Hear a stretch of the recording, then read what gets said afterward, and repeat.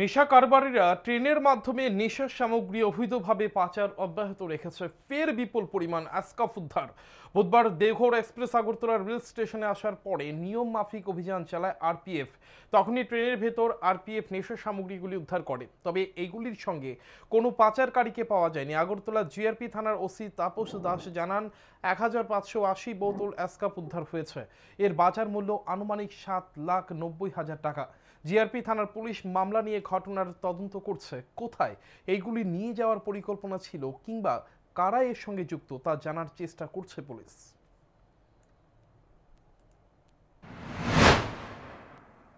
গতকালকে আমাদের আগরতলা রেল স্টেশনে মোট 1580 বোতল অ্যাসকপ মানে উদ্ধার হয়েছে। দেওঘর এক্সপ্রেস, যেটা দেওঘর থেকে আসে আমাদের আগরতলা রেল স্টেশনে, যার ট্রেন নাম্বার 15625। তো এটাতে যখন আমাদের আগরতলা রেল স্টেশনে আসে, তো এটা তল্লাশি চালিয়ে এই বোতলগুলা মানে উদ্ধার করা হয়।